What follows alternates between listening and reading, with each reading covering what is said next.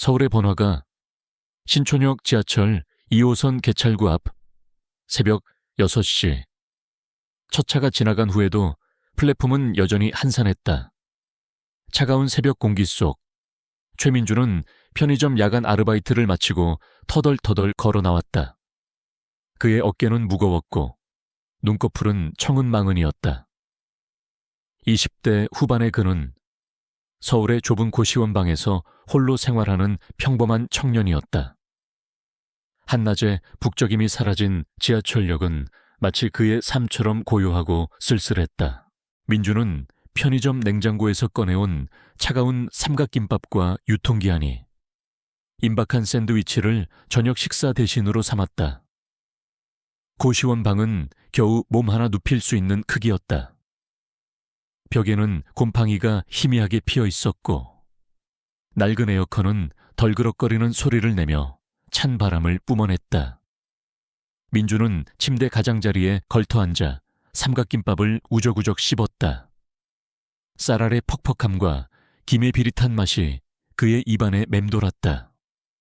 그는 샌드위치를 한 입 베어 물었다. 차갑고 질긴 빵의 식감은 그의 처량한 현실을 더욱 부각시키는 듯했다. 얇은 이불을 끌어당겨 몸을 덮었지만 찬 기운은 이불 속까지 스며들었다.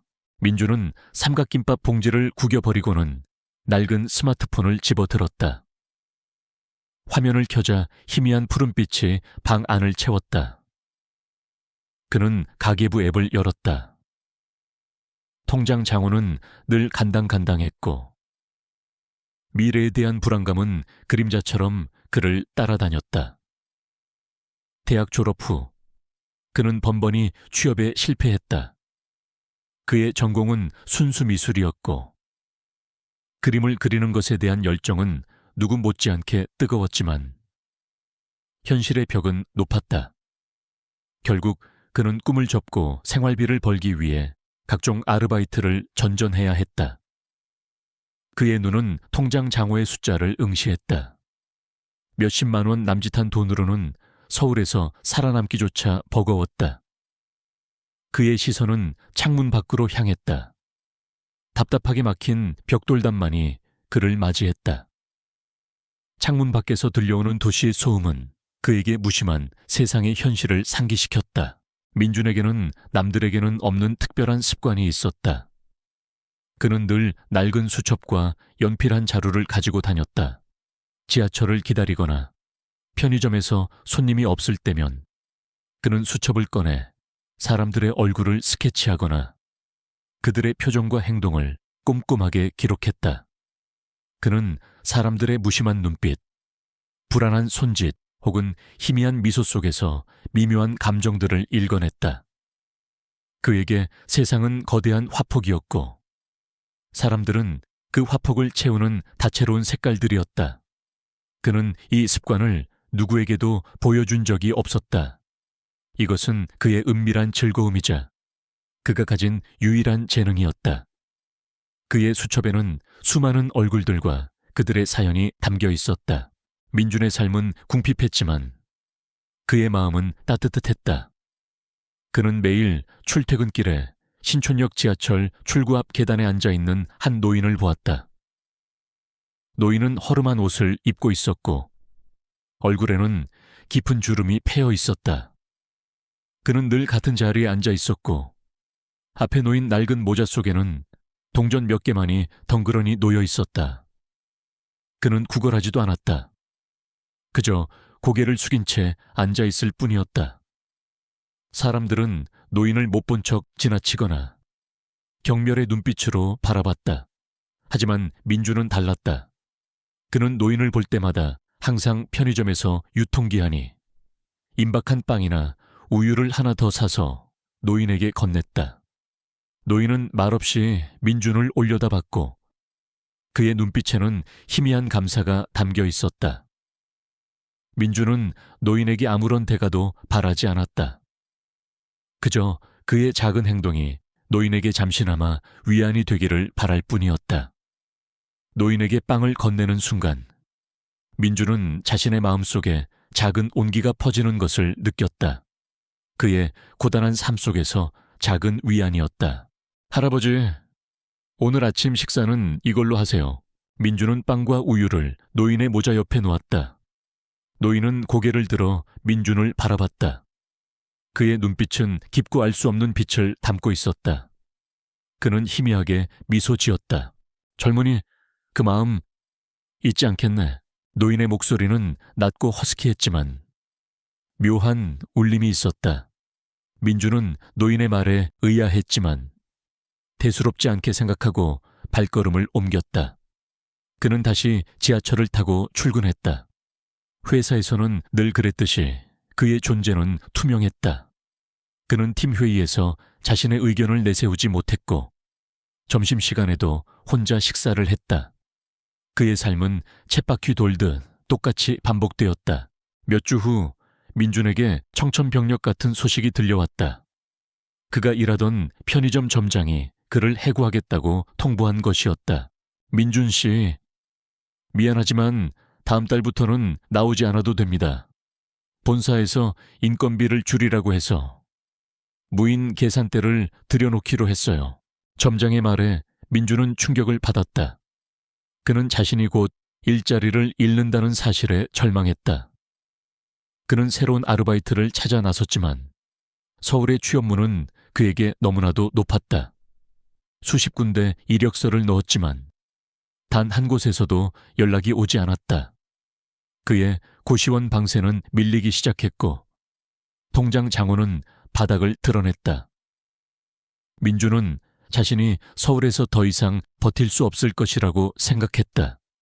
그는 고시원방에 홀로 앉아 자신의 처량한 신세를 한탄했다. 창밖은 어두웠고 도시의 불빛들은 그를 비웃는 듯했다. 그는 모든 것을 포기하고 고향으로 돌아갈까 고민했다. 그는 마지막으로 할아버지에게 빵을 건네기 위해 신촌역 지하철 출구로 향했다. 노인은 늘 그 자리에 앉아 있었다. 하지만 오늘은 노인이 보이지 않았다. 민주는 노인이 앉아있던 자리를 멍하니 바라봤다. 노인마저 사라지자 민주는 자신이 세상에 홀로 남겨진 듯한 깊은 절망감을 느꼈다. 그의 눈에서는 뜨거운 눈물이 흘러내렸다. 그는 마지막 희망마저 사라졌다는 생각에 무릎을 꿇고 주저앉았다. 그때 그의 눈앞에 검은색 고급 세단 한 대가 멈춰섰다. 차 문이 열리고 운전기사가 내렸다. 그리고 차 안에서 한 남자가 걸어 나왔다. 남자는 고급스러운 수트를 차려입고 있었고 그의 얼굴은 낯익었다. 민주는 눈을 비볐다. 그 남자는 바로 신촌역 지하철 출구에서 매일 구걸하던 노인이었다. 하지만 그의 모습은 이전과는 전혀 달랐다. 말끔하게 면도를 했고 머리는 단정하게 빗어 넘겼으며 눈빛은 예리하고 깊었다. 그는 마치 영화 속 재벌 회장님 같았다. 민주는 충격의 할 말을 잃었다. 노인은 민준에게 다가와 희미하게 미소 지었다. 젊은이, 나를 알아보겠는가? 노인의 목소리는 낮고 허스키했지만 그의 품격 있는 모습과 어울려 묘한 위압감을 풍겼다. 민주는 고개를 끄덕였다. 그의 심장은 미친 듯이 뛰기 시작했다. 할아버지, 하하하하. 이제는 할아버지라고 부르기에는 좀 그렇지 않은가. 나는 김대호라고 하네. 자네에게 갚을 빚이 있어서 찾아왔네. 김대호의 말에 민주는 더욱 혼란스러웠다. 빚이라니. 그는 노인에게 빵 몇 개를 건넨 것밖에 없었다. 김대호는 민준의 표정을 보고 즐거운 듯 웃었다. 자네는 나를 알아보았지만 이 세상에는 나를 알아보지 못하는 자들이 훨씬 많지. 나는 자네의 예상과는 다른 사람일세. 자네의 그 작은 친절이 나를 감동시켰네. 자네에게 새로운 기회를 주고 싶네. 나를 따라오겠나? 김대호는 민준에게 손을 내밀었다. 민준은 그의 손을 바라봤다. 따뜻하고 주름진 손이었다. 그는 김대호의 제안에 망설였다. 이 모든 상황이 꿈처럼 느껴졌다. 하지만 동시에 그의 마음속에는 알 수 없는 기대감이 솟아올랐다. 그는 자신의 삶이 이대로 끝날 것이라고 생각했지만 김대호의 등장은 그의 삶에 새로운 문을 열어주는 듯했다. 그는 김대호의 손을 잡았다. 그의 삶은 이제 더 이상 평범하지 않았다. 예측 불가능한 새로운 여정이 지금 막 시작된 것이었다. 최민준이 김대호의 손을 잡자 그의 삶은 한순간에 뒤바뀌었다. 지하철역의 차가운 새벽 공기는 사라지고 그들을 기다리는 것은 푹신한 고급 세단의 안락함이었다. 차는 매끄럽게 서울의 밤거리를 가로질러 웅장한 고층 빌딩 앞에 멈춰 섰다. 민주는 고개를 들어 빌딩을 올려다봤다.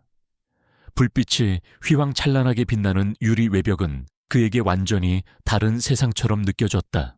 여기는 어디입니까? 민준이 떨리는 목소리로 물었다. 나의 집이자 나의 사무실일세. 자네가 앞으로 일하게 될 곳이기도 하고. 김대호는 희미하게 미소 지으며 말했다. 김대호는 민준을 이끌고 빌딩 안으로 들어섰다. 고급스러운 로비와 번쩍이는 대리석 바닥은 민준의 눈을 휘둥그레하게 만들었다.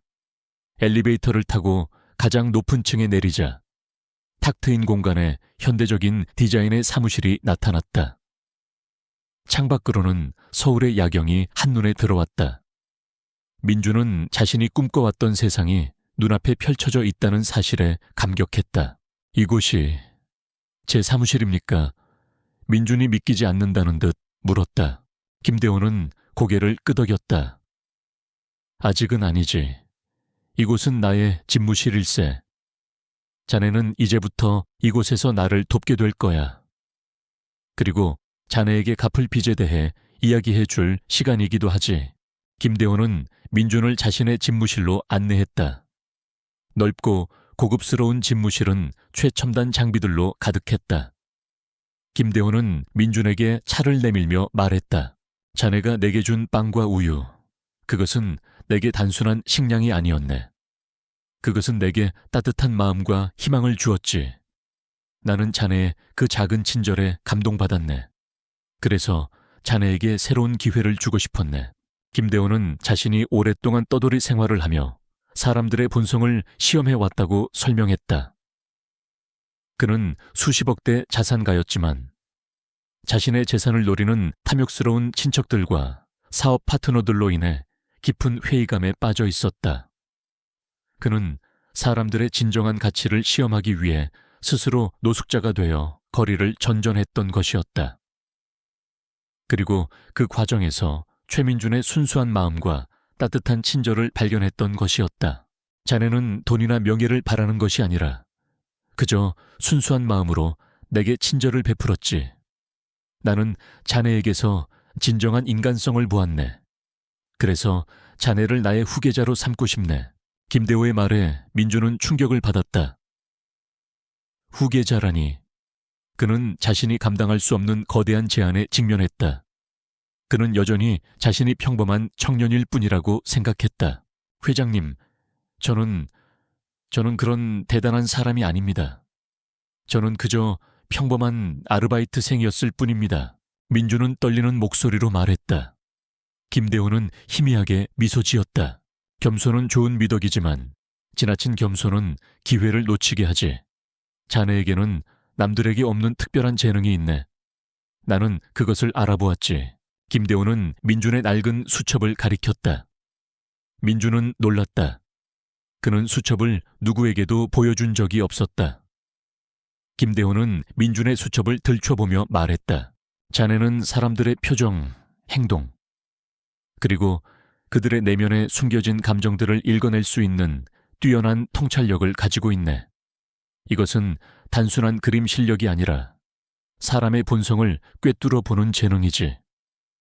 나는 이 재능이 우리 회사에 큰 도움이 될 것이라고 생각하네. 김대호는 민준에게 자신의 회사를 소개했다. 김대호는 굿윌 홀딩스라는 이름의 거대 자산 운용 회사를 운영하고 있었다. 이 회사는 단순히 돈을 버는 것뿐만 아니라 사회적 가치를 창출하고 소외된 이들을 돕는 데에도 적극적으로 투자하고 있었다. 김대호는 민준에게 굿윌 홀딩스의 사회공헌 프로젝트를 총괄하는 자리를 제안했다. 하지만 그 전에 민준은 특별한 시험을 통과해야 했다. 자네는 이제부터 나를 도와 우리 회사의 주요 프로젝트들을 수행하게 될 거야. 그리고 그 과정에서 나는 자네의 능력과 인성을 시험할 것이네. 자네가 그 시험을 통과한다면 나는 자네를 나의 진정한 후계자로 삼을 것이네. 김대호의 제안은 파격적이었다. 민준은 자신이 감당할 수 없는 거대한 운명 앞에 놓여 있음을 깨달았다. 그는 잠시 망설였다. 하지만 그의 마음속에는 알 수 없는 열정이 끓어올랐다. 그는 자신이 가진 재능을 세상에 보여주고 싶었고 자신의 삶을 의미 있게 만들고 싶었다. 그는 김대호의 제안을 받아들였다. 회장님, 제가 가진 모든 것을 걸고 최선을 다하겠습니다. 민준은 단호하게 말했다. 김대호는 만족한 듯 웃었다. 좋아. 첫 번째 시험은 다음 주부터 시작될 거야. 우리 회사에 새로 들어올 신입사원들을 평가하는 프로젝트를 맡아주게. 민준은 김대호의 말을 듣고 놀랐다. 신입사원 평가라니. 그는 자신이 아르바이트생에 불과했지만 이제는 회사에 중요한 영향을 미치는 자리에 오르게 된 것이었다. 다음 날부터 민준의 삶은 완전히 달라졌다. 그는 더 이상 고시원 방에서 삼각김밥을 먹는 아르바이트생이 아니었다.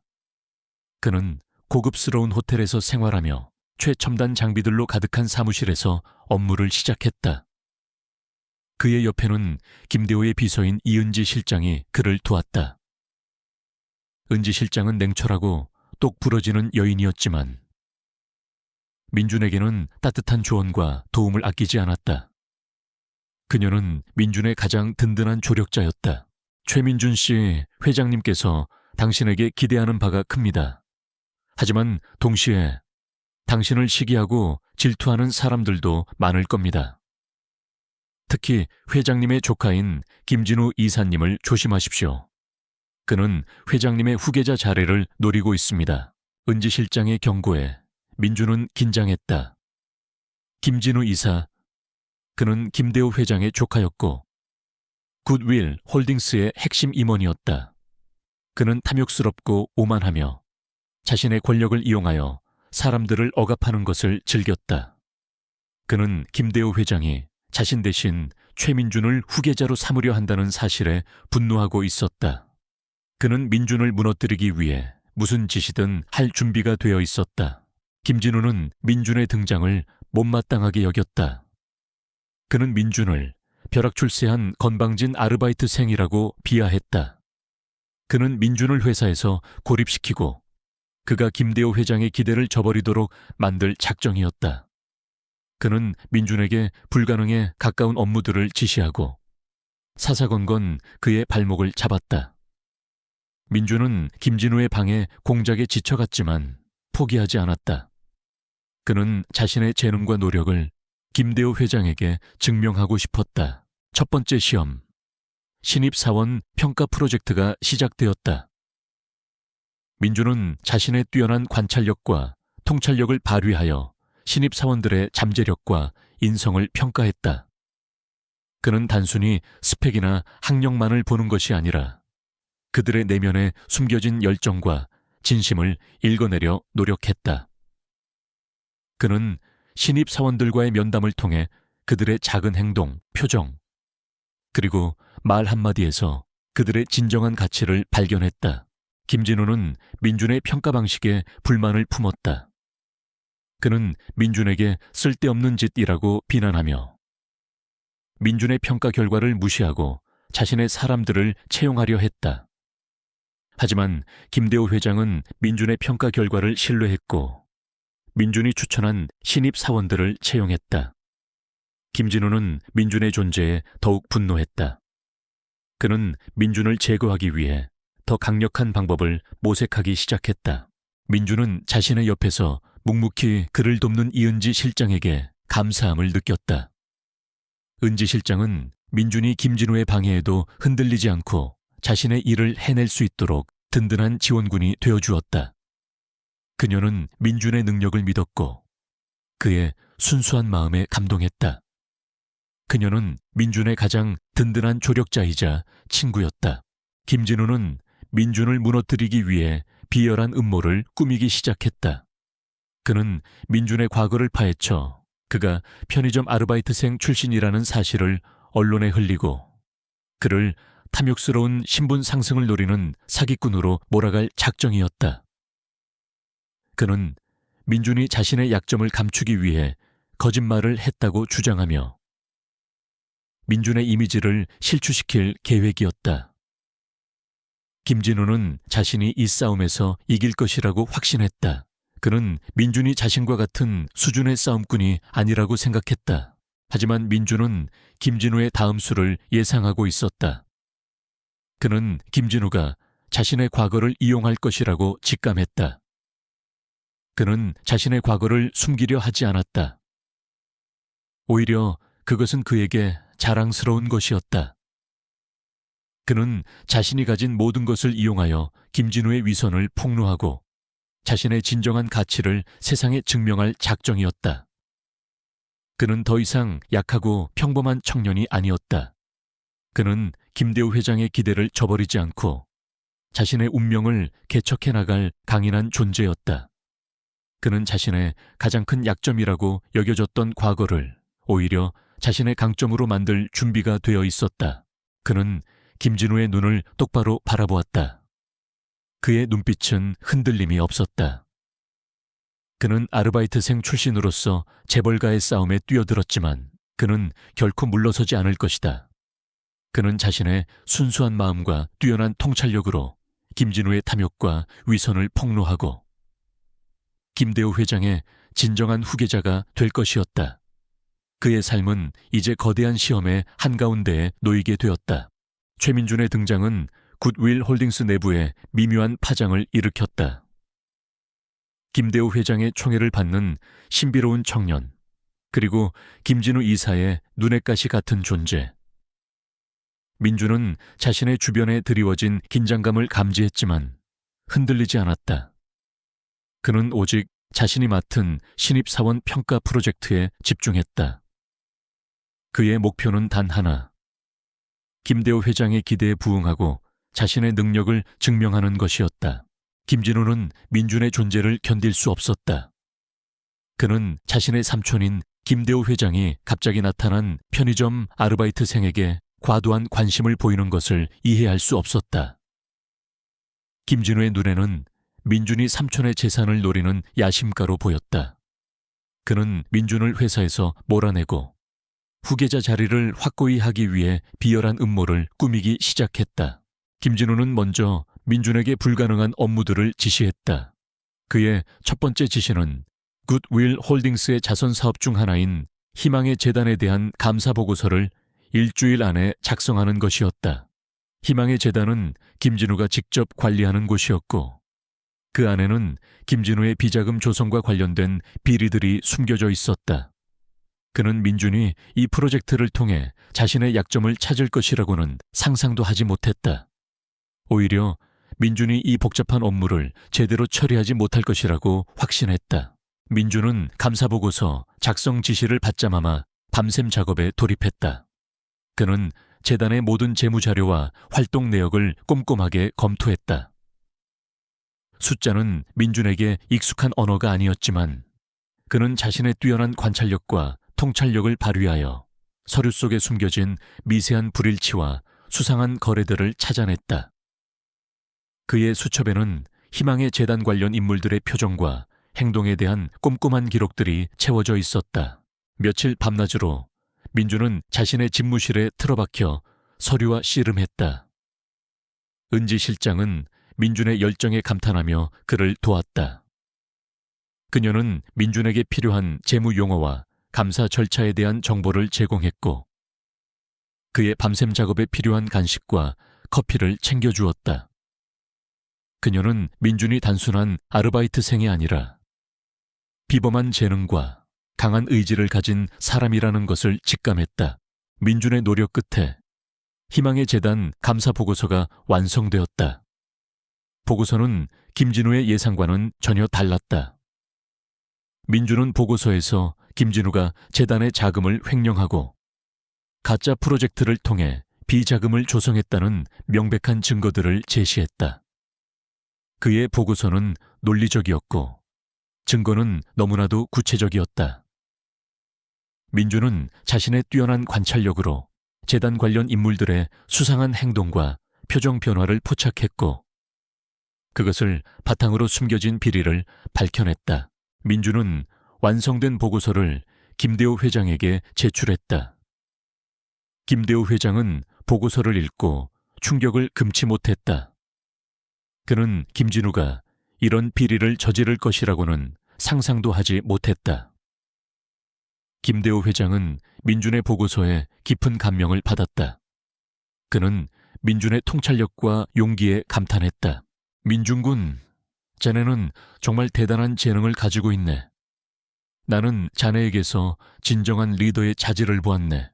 김대호 회장은 민준에게 칭찬을 아끼지 않았다. 그는 민준이 단순히 회계 지식만으로 이 비리를 밝혀낸 것이 아니라 인간의 본성을 꿰뚫어 보는 통찰력으로 이 모든 것을 알아냈다는 사실을 깨달았다. 그는 민준에게 더욱 깊은 신뢰를 보냈다. 김진우는 민준의 보고서가 김대호 회장에게 전달되었다는 소식에 분노했다.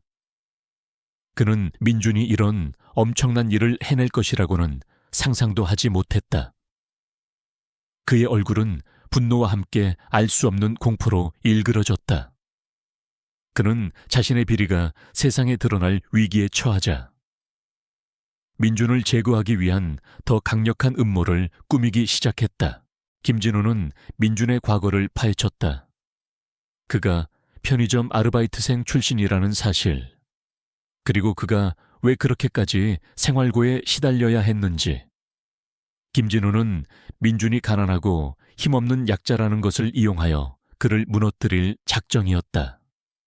그는 민준이 자신의 약점을 감추기 위해 거짓말을 했다고 주장하며 민준의 이미지를 실추시킬 계획이었다. 김진우는 언론에 민준의 과거를 흘리고 그를 탐욕스러운 신분 상승을 노리는 사기꾼으로 몰아갈 작정이었다. 그는 민준이 과거에 미술을 전공했다는 사실을 알아냈고 민준의 그림 실력을 비웃었다. 그깟짓 그림쟁이가 뭘 안다고 감히 내 영역을 침범하다니. 그는 민준의 재능을 비하하고 그를 무시했다. 민준은 김진우의 다음 수를 예상하고 있었다. 그는 김진우가 자신의 과거를 이용할 것이라고 직감했다. 그는 자신의 과거를 숨기려 하지 않았다. 오히려 그것은 그에게 자랑스러운 것이었다. 그는 자신이 가진 모든 것을 이용하여 김진우의 위선을 폭로하고 자신의 진정한 가치를 세상에 증명할 작정이었다. 그는 더 이상 약하고 평범한 청년이 아니었다. 그는 김대호 회장의 기대를 저버리지 않고 자신의 운명을 개척해 나갈 강인한 존재였다. 그는 자신의 가장 큰 약점이라고 여겨졌던 과거를 오히려 자신의 강점으로 만들 준비가 되어 있었다. 김진우는 언론에 민준의 과거를 폭로하는 기사를 뿌렸다. 기사에는 편의점 아르바이트생 출신이 회장 후계자로 급부상 그 뒤에 숨겨진 진실은 이라는 자극적인 헤드라인이 달렸다. 기사는 민준을 탐욕스러운 사기꾼으로 묘사했고 그가 김대호 회장을 속여 후계자 자리를 노리고 있다고 주장했다. 여론은 들끓었고 사람들은 민준의 과거에 대해 의문을 제기하기 시작했다. 회사 내부에서도 민준에 대한 시선이 곱지 않았다. 동료들은 그를 수군거렸고 일부 임원들은 그를 벼락출세한 야심가라고 비난했다. 민준은 자신이 고립되고 있음을 느꼈지만 흔들리지 않았다. 그는 이 모든 것이 김진우의 음모임을 알고 있었다. 민준은 언론의 공격에 침착하게 대응했다. 그는 이서진 실장과 함께 언론 대응 전략을 세웠다. 그는 김대호 회장에게 자신의 과거를 모두 공개하고 자신이 왜 굿윌 홀딩스에 필요한 인재인지 증명할 기회를 달라고 요청했다. 김대호 회장은 민준의 용기에 감탄하며 그의 요청을 받아들였다. 김대호 회장은 긴급 기자회견을 소집했다. 기자회견장에는 수많은 언론인들이 모여들었다. 김대호 회장은 기자회견에서 민준의 과거와 그의 재능을 칭찬하며 그가 굿윌 홀딩스의 미래를 이끌어갈 적임자라고 선언했다. 그는 민준이 편의점 아르바이트생 출신이라는 사실을 숨기지 않고 오히려 그것이 민준의 강점이라고 강조했다. 최민준 군은 비록 화려한 스펙을 가지고 있지는 않지만 그에게는 남들에게 없는 특별한 재능과 순수한 마음이 있습니다. 그는 사람의 본성을 꿰뚫어보고 불의에 맞서 싸울 용기를 가진 청년입니다. 저는 그가 굿윌 홀딩스의 새로운 미래를 만들어갈 것이라고 확신합니다. 김대호 회장의 발표에 기자들은 술렁거렸다. 하지만 민준은 김대호 회장의 칭찬에 자만하지 않았다. 그는 자신의 과거를 당당하게 드러내고 김진우의 위선을 폭로할 준비가 되어 있었다. 그는 직접 단상에 올라 기자들에게 자신의 이야기를 시작했다. 저는 최민준입니다. 여러분이 보시는 대로 저는 편의점 아르바이트생 출신이고 좁은 고시원방에서 생활했습니다.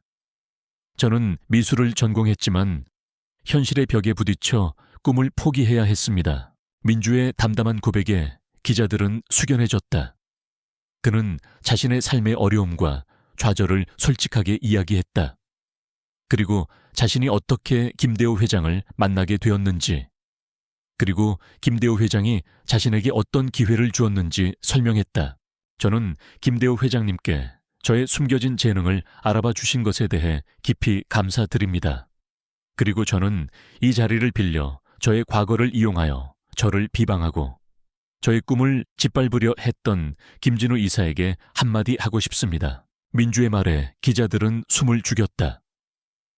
김진우는 기자회견장 뒷문에서 이 모든 상황을 지켜보고 있었다. 그의 얼굴은 분노와 함께 알 수 없는 공포로 일그러져 있었다. 그는 민준이 자신을 직접적으로 언급할 것이라고는 예상하지 못했던 모양이었다. 김진우 이사님, 당신은 권력과 탐욕에 눈이 멀어 자신의 잘못을 은폐하려 했고 저를 음해하려 했습니다. 당신은 당신의 탐욕 때문에 희망의 재단이라는 이름으로 위선적인 비리를 저질렀습니다. 저는 그 모든 증거를 가지고 있습니다. 그리고 저는 이 자리에서 당신의 모든 비리를 세상에 폭로할 것입니다. 민주는 기자들에게 희망의 재단 감사 보고서를 공개했다. 보고서에는 김진우의 횡령과 비자금 조성에 대한 명백한 증거들이 담겨 있었다. 기자들은 경악을 금치 못했다. 그들의 플랫이 세례가 터졌다. 김진우의 얼굴은 하얗게 질렸고 그의 몸은 미세하게 떨렸다. 그는 자신의 비리가 세상에 드러났다는 사실에 절망했다. 이 모든 것은 거짓이다. 명예훼손이다. 당장 기자회견을 중단해. 김진우는 소리쳤지만 그의 목소리는 이미 힘을 잃었다. 민주는 김진우를 향해 싸늘하게 미소 지었다. 거짓이라고요. 그렇다면 직접 이 자리에서 해명하십시오. 당신의 비서가 저에게 돈을 주며 이 모든 것을 덮으려 했던 사실도 거짓입니까? 당신이 제 과거를 이용하여 저를 음해하려 했던 사실도 거짓입니까? 민준의 날카로운 질문에 김진우는 할 말을 잃었다. 그는 민준에게 달려들려 했지만 경호원들이 그를 제지했다. 기자들은 김진우를 향해 질문을 쏟아냈다. 김진우는 아무런 대답도 하지 못하고 결국 기자회견장을 떠났다. 그의 뒷모습은 초라하고 비참했다. 민주는 기자들에게 마지막 말을 남겼다. 저는 이 모든 사건을 검찰에 고발할 것입니다. 그리고 이 자리에 계신 언론인 여러분들도 진실을 밝히는데 동참해 주시길 바랍니다. 이 세상에 더 이상 저와 같은 피해자들이 고통받는 일이 없도록 그리고 김진우 이사와 같은 권력자들이 자신의 권력을 남용하지 못하도록 우리가 함께 노력해야 합니다. 기자회견은 성공적으로 마무리되었다. 언론은 민준의 용기와 김진우의 추악한 진실을 대서특필했다. 굿윌 홀딩스, 김진우 이사의 비리 스캔들, 편의점 아르바이트생 정의를 위해 거대 권력에 맞서다 등의 기사들이 쏟아져 나왔다. 여론은 들끓었고 김진우에 대한 비난 여론이 들불처럼 번져나갔다. 그의 권력은 한순간에 무너져 내렸다. 그는 결국 모든 직위에서 해임되었고 검찰은 그에 대한 수사에 착수했다. 민주는 자신의 싸움에서 이겼다. 그는 자신의 과거를 당당하게 드러냈고 김진우에게 합당한 대가를 치르게 했다. 그는 강당을 나섰다. 밖은 여전히 어두웠지만 그의 마음속은 빛으로 가득 찼다. 그의 삶은 이제 더 이상 평범하지 않았다. 그는 자신의 운명을 개척하고 정의를 위해 싸우는 진정한 리더로 거듭났다. 최민준의 기자회견은 서울 시내를 강타했다. 굿윌 홀딩스의 김진우 이사가 저지른 희망의 재단. 비리 의혹은 순식간에 헤드라인을 장식했다. 김대호 회장의 전폭적인 지지 속에서 민준의 솔직하고 당당한 폭로는 대중의 마음을 사로잡았다. 여론은 뜨겁게 달아올랐고 김진우는 순식간에 비난의 표적이 되었다. 그의 오만함은 언론의 날카로운 칼날 아래 산산조각났다. 그러나 김진우는 쉽게 무릎 꿇지 않았다. 그는 분노에 눈이 멀어 있었다. 자신의 모든 것이 민준이라는 편의점 아르바이트생 출신에게 농락당했다는 사실을 받아들일 수 없었다. 그의 사무실은 이제 차갑고 냉혹한 전장 같았고 온갖 서류와 보복 계획들로 가득 차 있었다. 최민준, 감히 내까짓게 나를 건드려. 이대로는 못 당한다. 김진우는 자신의 신복인 박 이사에게 민준의 약점을 찾아내라고 지시했다. 박 이사는 김진우의 지시를 받고 민준의 주변을 샅샅이 조사하기 시작했다. 민준의 부모님은 이미 돌아가셨고 그는 외동아들이었다. 친구 관계도 단순했다. 그의 고시원 생활, 아르바이트 경력 등 모든 것이 이미 공공연하게 알려져 있었다. 박 이사는 더 깊고 치밀하게 아주 작은 흔적까지 쫓아갔다. 그가 과거에 어려울 때 도움을 주었던 사람들까지도 그의 조사 대상이 되었다. 어느 날 오후 민준이 사무실에서 업무를 보고 있을 때였다. 전화벨이 울렸다. 홍대에 있는 작은 카페 주인장이었다. 민준이 대학생 시절 즐겨 찾던 곳이자 벽에 그림을 그려주었던 곳이기도 했다. 주인장의 목소리는 불안감으로 가득했다. 민준 씨, 큰일 났어요. 어제 우리 가게에 어떤 수상한 사람들이 찾아와서 민준 씨에 대해 이것저것 묻고 다니더라고요. 특히 민준 씨가 예전에 가게 벽에 그려줬던 그림에 대해 꼬치꼬치 캐물었어요. 아무래도 뭔가 이상해요. 민준은 전화기를 든 손이 굳어졌다. 심장이 강하게 뛰었다. 그는 자신이 학생 시절 순수한 열정으로 카페 벽에 그려주었던 그림을 떠올렸다. 단순하지만 다채로운 색감으로 그의 꿈을 담아낸 그 그림은 그에게 특별한 의미가 있었다. 현실의 각박함 속에서 애써 잊고 지냈던, 그러나 가장 아끼던 그의 재능과 열정의 흔적이었다. 그것이 이제 김진우의 표적이 되었다는 사실에 민주는 깊은 내면의 아픔을 느꼈다. 그는 자신의 취약한 부분을 건드리는 치졸한 방식에 분노했다. 죄송합니다. 사장님, 제가 가서 확인해 볼 테니 당분간은 그 그림에 대해 아무에게도 이야기하지 말아주세요. 민주는 애써 목소리를 가다듬었다. 전화를 끊고 민주는 은지 실장을 바라봤다. 은지 실장은 민준의 대화를 엿들은 듯 걱정스러운 표정으로 그를 보고 있었다. 형님, 김진우 이사가 정말 치졸하네요. 이제 하다 형님의 사적인 부분까지 건드리다니.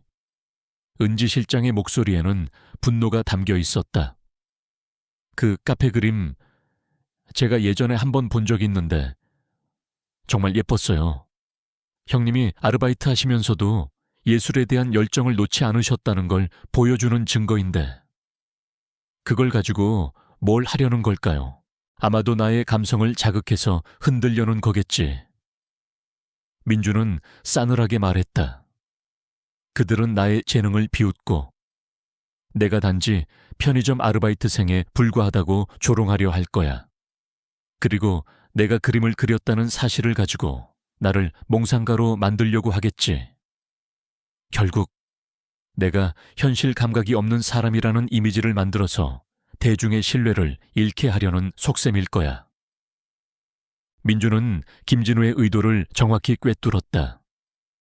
김진우는 민준의 가장 은밀하고 개인적인 부분을 공격하여 그의 심리를 흔들고 그를 사회적으로 매장시키려 했다. 민주는 학창 시절부터 줄곧 그림을 좋아했고 재능도 있었지만 어려운 가정 형편 때문에 꿈을 접어야 했다. 그의 가슴 한구석에는 늘 예술에 대한 미련과 아쉬움이 남아있었다. 김진우는 바로 그 지점을 파고들려 한 것이었다. 민주는 자신의 오랜 상처를 건드리는 김진우의 악랄함에 치를 떨었다. 그럼 어떻게 해야 하죠? 형님, 그 그림을 지워야 할까요? 은지 실장이 조심스럽게 물었다. 민주는 고개를 저었다. 그의 눈빛은 흔들림 없었다. 아니, 지우지 않을 거야. 오히려 그 그림을 이용할 거야.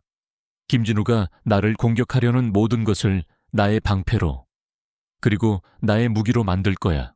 민주는 자신의 재능을 더 이상 숨기지 않기로 결심했다. 그는 오랫동안 자신의 예술적 재능을 약점이라 생각하고 억눌러 왔다. 하지만 이제 그는 깨달았다. 그것이 오히려 자신을 더욱 풍부하게 만들고 사람들의 마음을 움직일 수 있는 진정한 강점이 될 수 있다는 것을. 그의 예민한 관찰력과 통찰력은 바로 예술적 감각에서 비롯된 것이었다. 민주는 즉시 카페 주인장에게 연락하여 카페에서 작은 개인전을 열겠다고 제안했다. 그는 카페 벽의 그림 외에도 새로운 작품들을 선보일 생각이었다. 그의 그림에는 자신의 삶의 여정, 즉 어둠 속에서 빛을 찾아낸 그의 이야기가 담길 것이었다.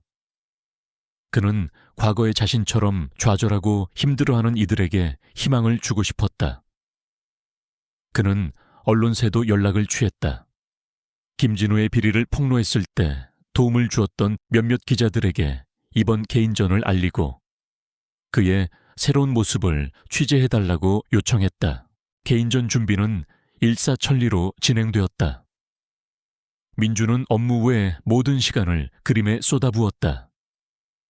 캔버스 위에 그의 지난 날이 한 점 한 점 그려졌다.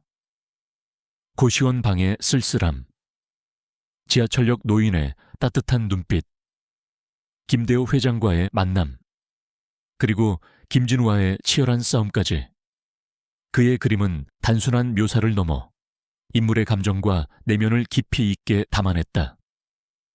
그의 붓질은 때로는 거칠고 격정적이었지만 때로는 부드럽고 섬세했다. 그의 작품에는 삶의 희로애락이 고스란히 담겨 있었다. 한편 김진우는 민준의 개인전 소식을 듣고 비웃었다. 웃기는군. 고작 그림이나 그리는 주제에 감히 내게 맞서려 하다니. 그는 민준의 개인전을 조롱하며 언론의 민준을 현실 감각 없는 예술가로 몰아가는 기사를 뿌렸다.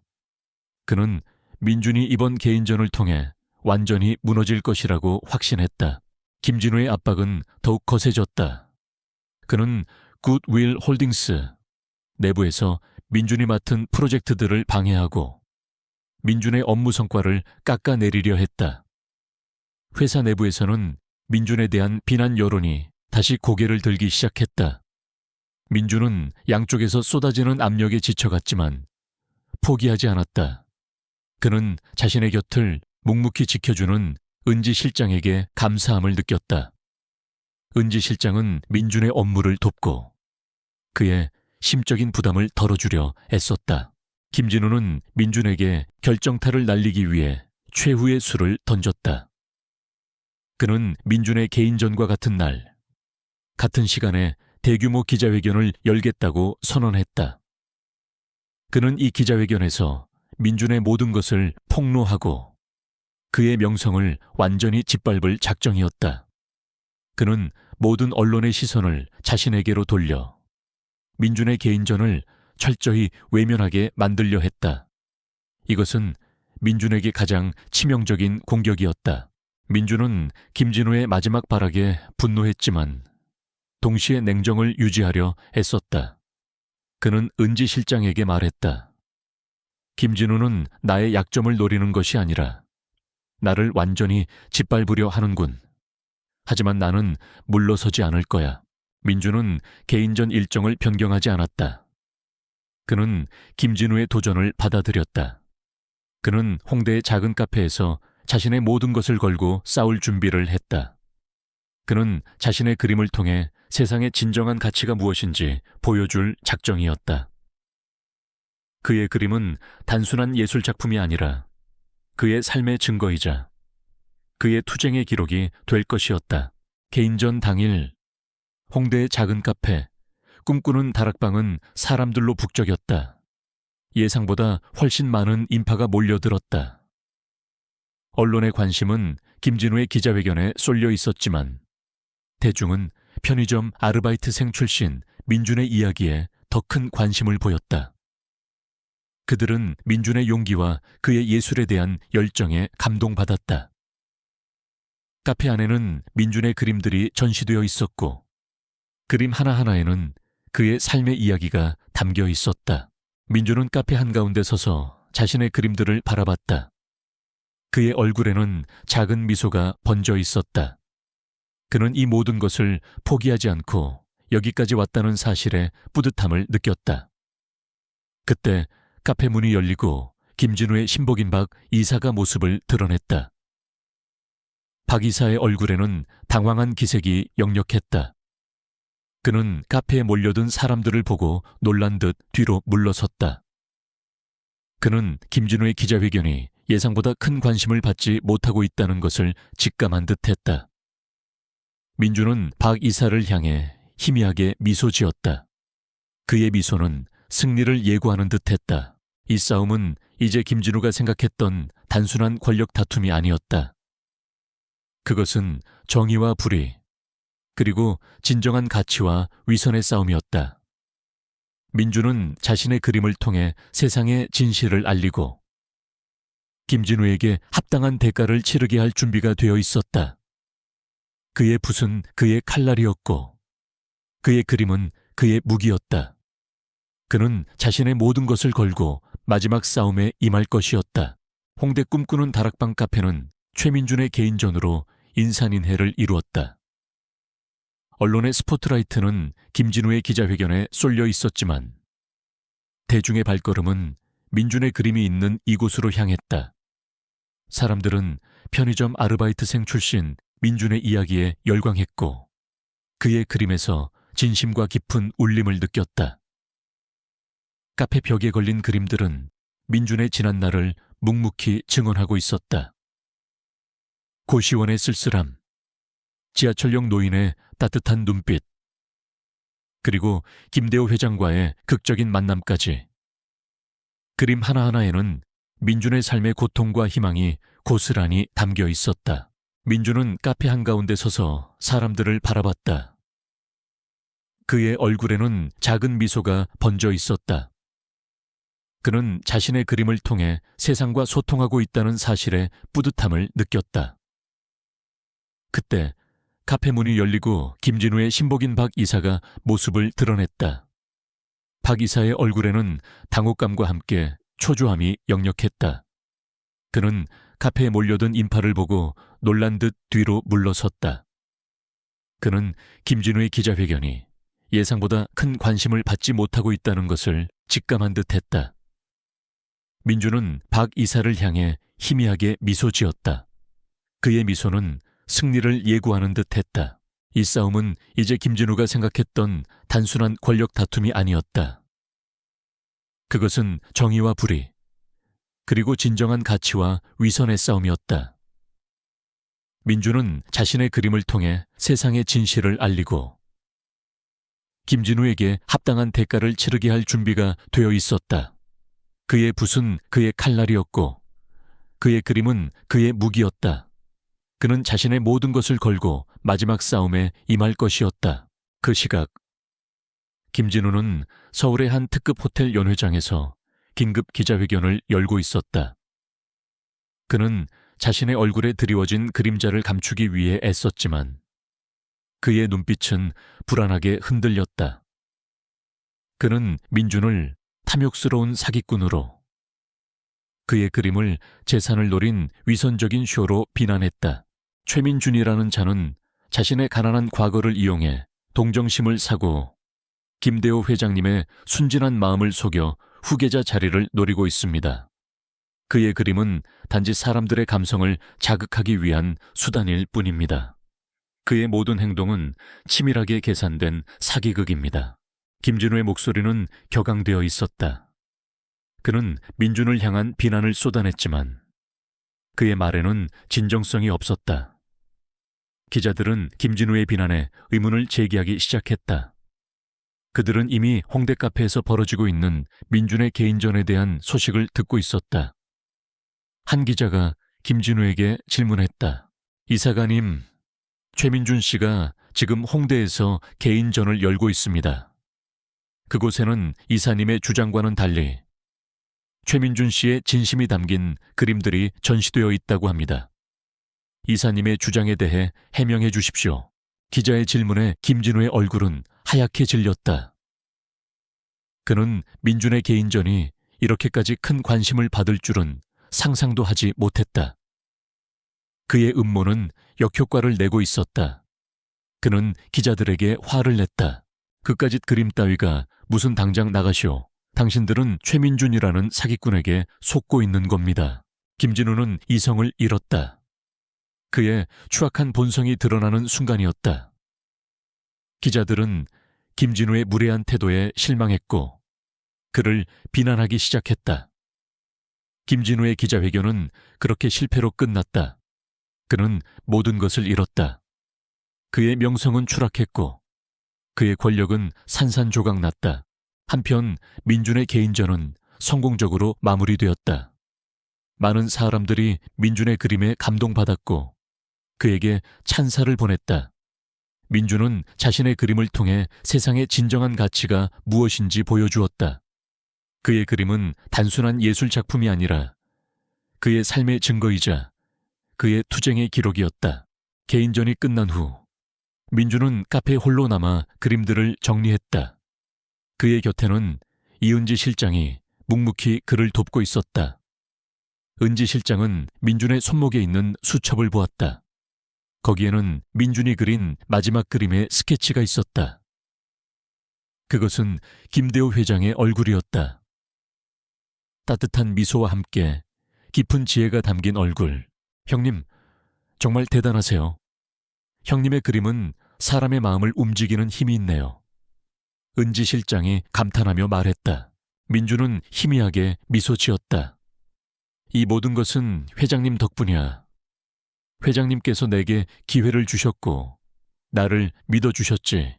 그때 카페 문이 열리고 김대호 회장이 모습을 드러냈다. 그는 민준의 그림들을 하나하나 살펴보았다. 그의 얼굴에는 흐뭇한 미소가 번져 있었다. 그는 민준의 그림에서 자신의 의도를 정확히 읽어낸 듯 했다. 민준 군, 자네는 나를 실망시키지 않았네. 자네는 진정한 예술가이자 진정한 리더일세. 김대호 회장의 칭찬에 민준은 고개를 숙였다. 김대호 회장은 민준의 어깨를 두드리며 말했다. 자네는 이제 나의 진정한 후계자일세. 나는 자네에게 굿윌 홀딩스의 모든 것을 맡기겠네. 자네의 순수한 마음과 뛰어난 통찰력으로 이 회사를 더욱 성장시켜주게. 그리고 이 세상에 선한 영향력을 끼쳐주게. 김대호 회장의 말에 민준은 감격했다. 그는 자신이 꿈꿔왔던 모든 것이 현실이 되는 순간이었다. 그는 김대호 회장에게 진심으로 감사함을 표했다. 회장님, 저에게 이런 엄청난 기회를 주셔서 정말 감사합니다. 제가 가진 모든 것을 걸고 회장님의 기대를 저버리지 않겠습니다. 굿윌 홀딩스를 통해 이 세상에 선한 영향력을 끼치겠습니다. 민준의 단호한 목소리에 김대호 회장은 만족한 듯 웃었다. 그는 민준에게서 자신의 젊은 시절을 보았다. 탐욕과 권력에 물들지 않은 순수한 열정, 그리고 정의를 향한 불굴의 의지. 다음 날 굿윌 홀딩스는 김진우 이사의 해임과 함께 최민준을 새로운 이사로 선임한다고 공식 발표했다. 이 소식은 다시 한번 언론을 뜨겁게 달구었다. 편의점 아르바이트생 출신 굿윌 홀딩스 최연소 이사로 등극. 김대호 회장의 파격적인 인사. 그 배경은 등의 기사들이 쏟아져 나왔다. 여론은 민준의 성공에 열광했고 그를 현실판 신데렐라로 칭송했다. 김진우는 모든 것을 잃었다. 그의 명성은 추락했고 그의 권력은 사라졌다. 그는 결국 검찰에 구속되어 희망의 재단 비리 혐의로 법적 처벌을 받게 되었다. 그의 가족 또한 사회적으로 비난의 대상이 되었다. 그의 탐욕은 결국 그를 파멸로 이끌었다. 민준은 이사로 취임한 후 가장 먼저 희망의 재단을 개혁하기 시작했다. 그는 재단의 모든 비리를 척결하고 투명하고 공정하게 운영될 수 있도록 시스템을 개선했다. 그는 재단의 이름을 새로운 시작 재단 아다르로 바꾸고 소외된 이웃들에게 실질적인 도움을 주는 데 집중했다. 그는 노숙자 쉼터를 확장하고 빈곤층 아이들을 위한 교육 프로그램을 지원했다. 그는 자신이 과거에 겪었던 어려움을 잊지 않고 자신과 같은 어려움을 겪는 이들을 돕는 데 자신의 모든 것을 바쳤다. 민준은 자신의 성공을 자만하지 않았다. 그는 여전히 겸손하고 따뜻한 마음을 유지했다.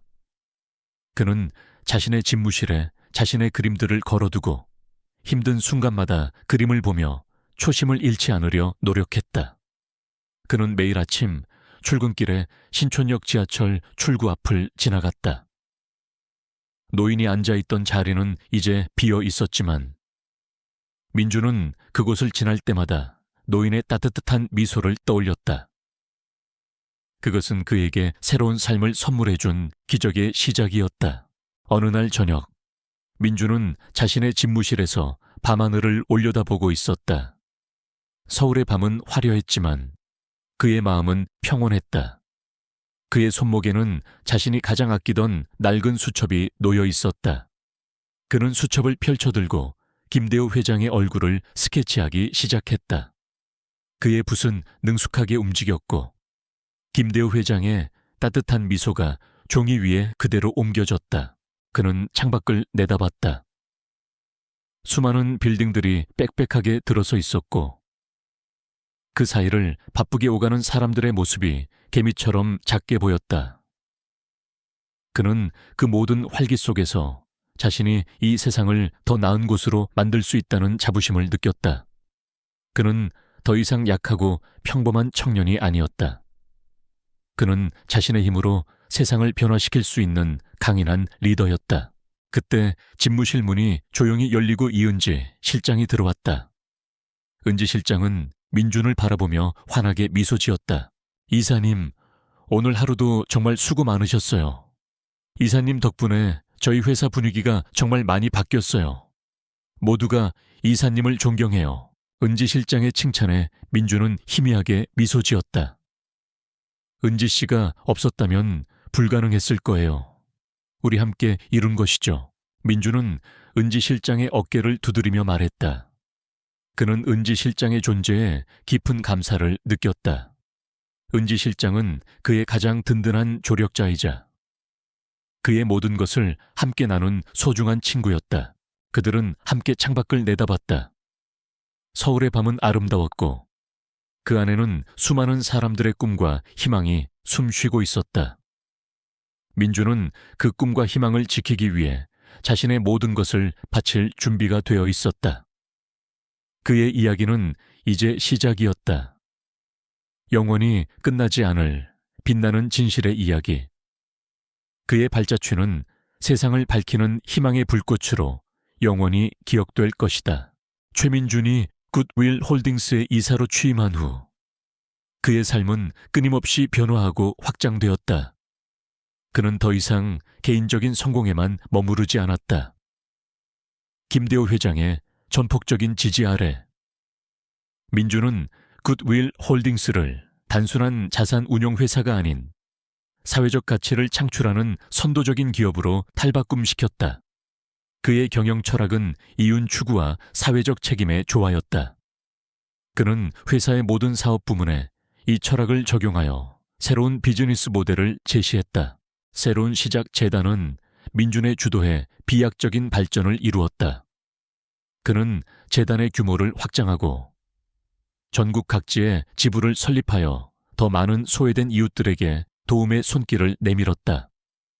재단은 노숙자 쉼터 확장뿐만 아니라 빈곤층 아이들을 위한 예술 교육 프로그램, 그리고 은퇴한 노인들을 위한 재취업 교육 프로그램까지 지원하기 시작했다. 민주는 자신이 과거 미술을 전공했지만 현실의 벽에 부딪혀 꿈을 접었던 경험을 바탕으로 재능 있는 젊은 예술가들에게 창작 지원금을 제공하고 전시회 개최를 도왔다. 그의 노력 덕분에 많은 젊은 예술가들이 자신의 꿈을 펼칠 수 있었다. 민주는 직접 재단의 이사장으로서 자원봉사자들과 함께 현장을 누볐다. 그는 여전히 신촌역 지하철 출구 앞을 찾아가 과거 자신처럼 어려움을 겪는 이들에게 따뜻한 빵과 함께 희망의 메시지를 건넸다. 그의 따뜻한 손길과 진심 어린 조언은 많은 이들에게 큰 울림을 주었다. 그는 더 이상 돈이나 명예를 좇는 삶을 살지 않았다. 그의 삶의 목적은 오직 하나, 정의를 실현하고 고통받는 이들을 구원하는 것이었다. 한편 김진우는 희망의 재단 비리 혐의로 법적 처벌을 받고 모든 것을 잃었다. 그의 가족 또한 사회적으로 비난의 대상이 되어 사실상 모든 것을 잃었다. 김진우의 몰락은 탐욕과 위선이 결국 파멸로 이어진다는 것을 보여주는 상징적인 사례가 되었다. 그는 감옥에서 자신의 지난 날을 후회할 수밖에 없었다. 민주는 자신의 성공을 자만하지 않았다. 그는 여전히 겸손하고 따뜻한 마음을 유지했다. 그는 자신의 집무실에 자신이 그렸던 그림들을 걸어두고 힘든 순간마다 그림을 보며 초심을 잃지 않으려 노력했다. 그림들은 그의 지난날의 고통과 희망, 그리고 그가 걸어온 길을 묵묵히 증언하고 있었다. 그는 김대호 회장과도 변함없이 깊은 유대관계를 이어갔다. 김대호 회장은 민준의 성장을 지켜보며 흐뭇해했다. 그는 민준이 자신의 기대를 뛰어넘어 세상을 더 나은 곳으로 만들고 있다는 사실에 깊은 자부심을 느꼈다. 김대호 회장은 민준에게 굿윌 홀딩스의 모든 권한을 위임하고 자신은 고문으로서 민준의 뒤를 묵묵히 지지해 주었다.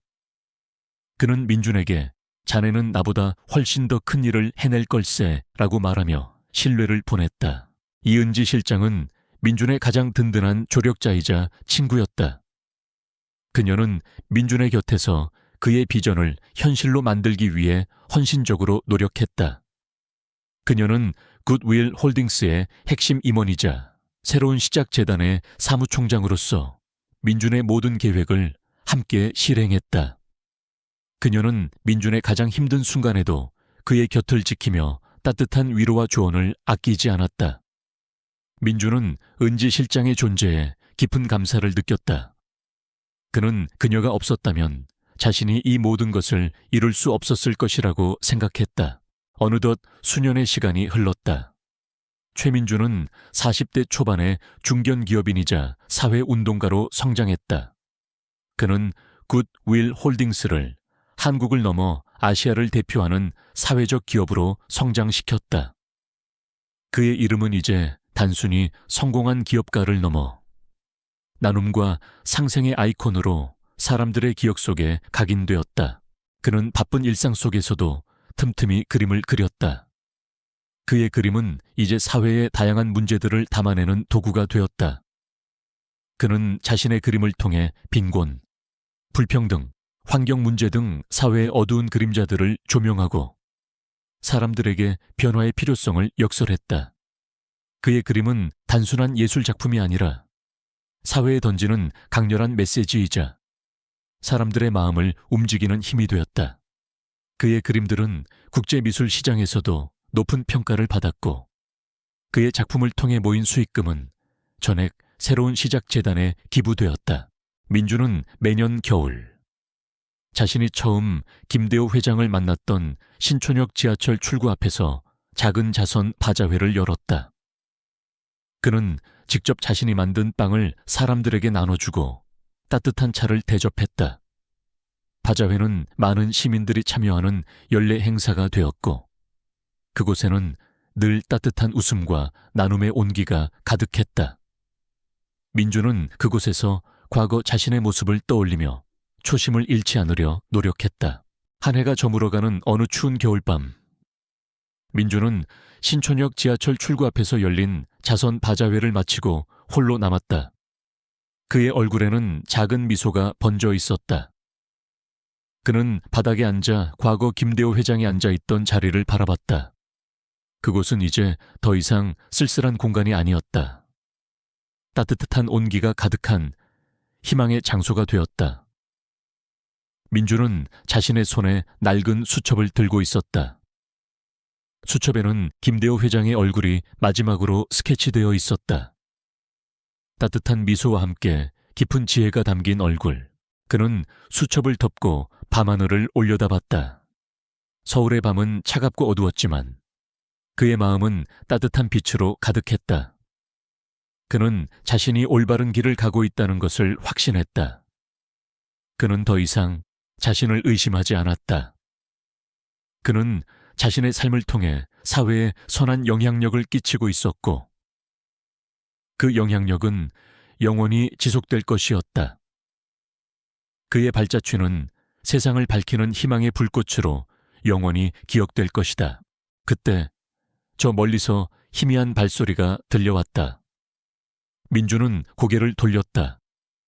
그의 눈앞에 한 남자가 서 있었다. 남자는 허름한 옷을 입고 있었고 그의 얼굴은 어둠 속에 가려져 잘 보이지 않았다. 그는 민준에게 다가와 희미하게 미소 지었다. 그의 손에는 낡은 종이컵이 들려 있었다. 남자는 민준을 향해 종이컵을 내밀었다. 민준은 남자의 눈을 바라봤다.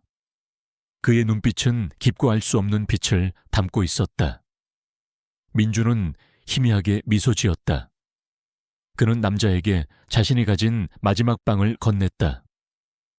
남자는 빵을 받고 말없이 고개를 끄덕였다. 그의 얼굴에는 희미한 감사가 담겨 있었다. 그리고는 조용히 어둠 속으로 사라졌다. 민주는 남자의 뒷모습을 한참 동안 바라봤다. 그는 자신이 과거에 김대호 회장에게 빵을 건넸던 그날 밤을 떠올렸다. 역사는 반복되는 것일까? 민주는 희미하게 미소 지었다. 그의 삶은 이제 끝없는 선순환의 고리 속에 놓이게 되었다. 그는 자신이 받은 사랑과 기회를 다른 이들에게 돌려주는데 자신의 모든 것을 바칠 것이다. 그의 이야기는 여기서 끝나지 않았다. 그것은 새로운 시작을 알리는 영원한 울림이었다. 최민준의 삶은 이제 새로운 차원에 이르렀다. 그는 더 이상 한울전자의 최민준 대리도, 이씨 가문의 며느리도 아니었다. 그는 굿윌 홀딩스의 핵심 이사이자 새로운 시작 재단의 설립자이며 수많은 이들에게 희망을 선사하는 시대의 아이콘이었다. 그의 이야기는 세상을 변화시키는 거대한 물결이 되어 대한민국을 넘어 전 세계로 퍼져나갔다. 그는 자신의 이름처럼 세상의 따뜻한 빛을 비추는 존재가 되었다. 굿윌 홀딩스는 민준의 비전 아래 꾸준히 성장하며 사회적 가치를 창출하는 선도적인 기업으로 확고히 자리매김했다. 그들은 단순히 이윤을 추구하는 것을 넘어 기업의 사회적 책임을 다하는 데 최선을 다했다. 민주는 자신의 전문 분야였던 미술과 IT 기술을 융합하여 새로운 사업 모델을 제시했다. 인공지능 기반의 예술작품 분석 시스템을 개발하여 젊은 무명 예술가들을 발굴하고 그들의 작품을 대중에게 소개하는 플랫폼을 만들었다.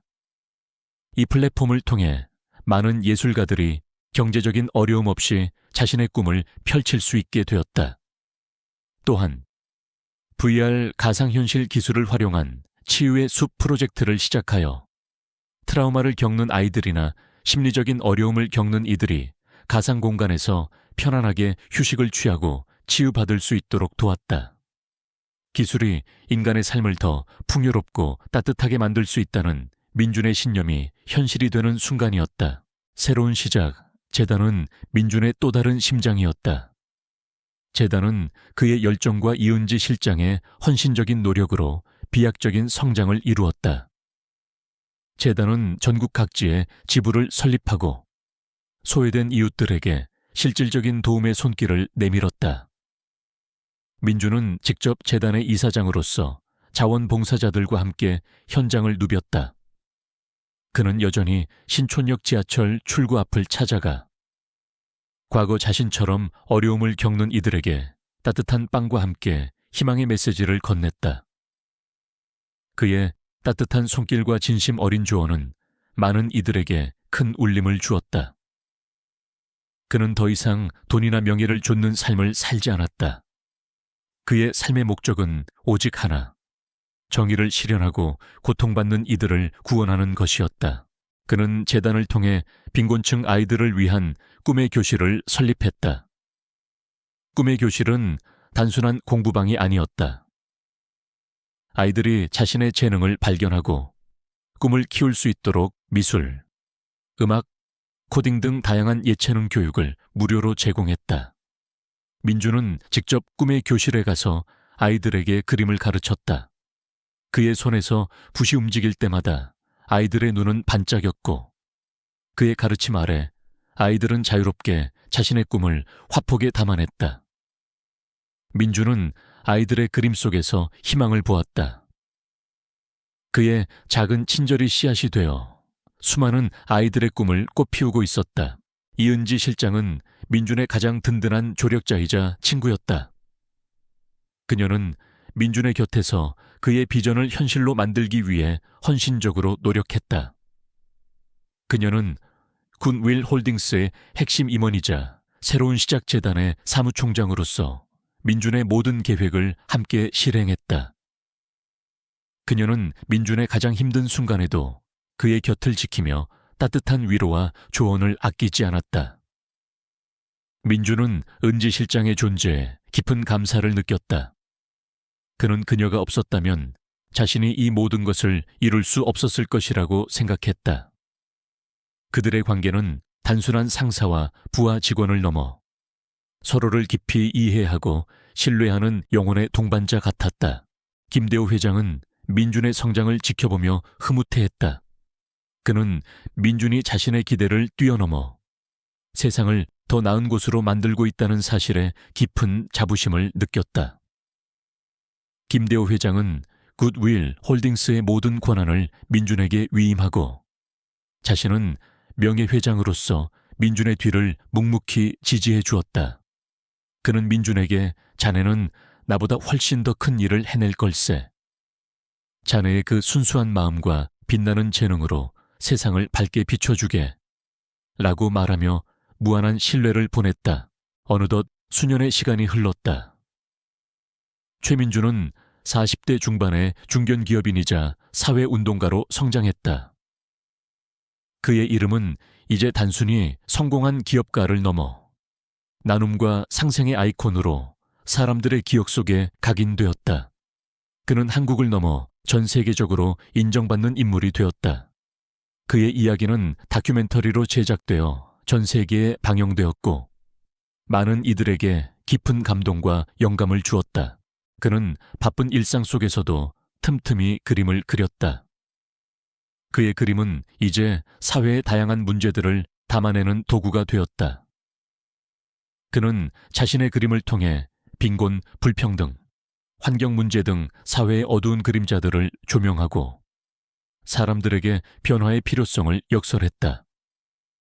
그의 그림은 단순한 예술 작품이 아니라 사회에 던지는 강렬한 메시지이자 사람들의 마음을 움직이는 힘이 되었다. 그의 그림들은 국제 미술 시장에서도 높은 평가를 받았고 그의 작품을 통해 모인 수익금은 전액 새로운 시작 재단에 기부되었다. 그는 자신의 재능을 오직 사회를 위해 사용했다. 민주는 매년 겨울 자신이 처음 김대우 회장을 만났던 신촌역 지하철 출구 앞에서 작은 자선 바자회를 열었다. 그는 직접 자신이 만든 빵을 사람들에게 나눠주고 따뜻한 차를 대접했다. 바자회는 많은 시민들이 참여하는 연례 행사였고 그곳에는 늘 따뜻한 웃음과 나눔의 온기가 가득했다. 민주는 그곳에서 과거 자신의 모습을 떠올리며 초심을 잃지 않으려 노력했다. 그에게 그곳은 단순히 추억의 장소가 아니라 자신의 삶의 뿌리이자 끝없는 나눔을 실천해야 할 이유를 상기시켜주는 성지 같은 곳이었다. 한해가 저물어가는 어느 추운 겨울밤. 민주는 신촌역 지하철 출구 앞에서 열린 자선 바자회를 마치고 홀로 남았다. 그의 얼굴에는 작은 미소가 번져 있었다. 그는 바닥에 앉아 과거 김대호 회장이 앉아있던 자리를 바라봤다. 그곳은 이제 더 이상 쓸쓸한 공간이 아니었다. 따뜻한 온기가 가득한 희망의 장소가 되었다. 민주는 자신의 손에 낡은 수첩을 들고 있었다. 수첩에는 김대호 회장의 얼굴이 마지막으로 스케치되어 있었다. 따뜻한 미소와 함께 깊은 지혜가 담긴 얼굴. 그는 그 얼굴에서 영원한 감사와 존경을 느꼈다. 그는 수첩을 덮고 밤하늘을 올려다봤다. 서울의 밤은 차갑고 어두웠지만 그의 마음은 따뜻한 빛으로 가득했다. 그는 자신이 올바른 길을 가고 있다는 것을 확신했다. 그는 더 이상 자신을 의심하지 않았다. 그는 자신의 삶을 통해 사회에 선한 영향력을 끼치고 있었고 그 영향력은 영원히 지속될 것이었다. 그의 발자취는 세상을 밝히는 희망의 불꽃으로 영원히 기억될 것이다. 그때 저 멀리서 희미한 발소리가 들려왔다. 민주는 고개를 돌렸다. 그의 눈앞에 한 남자가 서 있었다. 남자는 허름한 옷을 입고 있었고 그의 얼굴은 어둠 속에 가려져 잘 보이지 않았다. 그는 민준에게 다가와 희미하게 미소 지었다. 그의 손에는 낡은 종이컵이 들려 있었다. 남자는 민준을 향해 종이컵을 내밀었다. 민준은 남자의 눈을 바라봤다. 그의 눈빛은 깊고 알 수 없는 빛을 담고 있었다. 민준은 희미하게 미소 지었다. 그는 남자에게 자신이 가진 마지막 빵을 건넸다. 남자는 빵을 받고 말없이 고개를 끄덕였다. 그의 얼굴에는 희미한 감사가 담겨 있었다. 그리고는 조용히 어둠 속으로 사라졌다. 민주는 남자의 뒷모습을 한참 동안 바라봤다. 그는 자신이 과거에 김대호 회장에게 빵을 건넸던 그날 밤을 떠올렸다. 역사는 반복되는 것일까? 민주는 희미하게 미소 지었다. 그의 삶은 이제 끝없는 선순환의 고리 속에 놓이게 되었다. 그는 자신이 받은 사랑과 기회를 다른 이들에게 돌려주는데 자신의 모든 것을 바칠 것이다. 그의 이야기는 여기서 끝나지 않았다. 그것은 새로운 시작을 알리는 영원한 울림이었다. 그는 앞으로도 계속해서 세상의 어두운 곳에 빛을 비추고 희망을 심는 삶을 살아갈 것이었다. 그의 이야기는 영원히 이어질 것이었다. 여러분, 이 이야기는 어떠셨나요? 최민준 씨의 이야기는 우리에게 작은 친절이 어떻게 거대한 변화를 만들 수 있는지 보여주었습니다. 한 사람의 순수한 마음이 세상을 움직이고 더 나은 미래를 만들어가는 놀라운 여정. 저희 채널은 이처럼 깊은 울림을 주는 이야기들을 지속적으로 발굴하고 여러분께 전해드리고자 합니다. 좋아요를 눌러주시고 구독과 알림 설정을 통해 다음 이야기도 놓치지 마세요. 여러분의 작은 관심과 참여가 더 많은 이들에게 희망을 전하는 큰 힘이 됩니다. 댓글로 여러분의 소중한 의견을 남겨주세요. 이 이야기에 대한 생각, 혹은 여러분이 경험했거나 알고 있는 비슷한 사연이 있다면 함께 나누고 싶습니다. 새로운 시작을 꿈꾸는 여러분의 삶을 항상 응원합니다. 다음 이야기에서 또 만나요.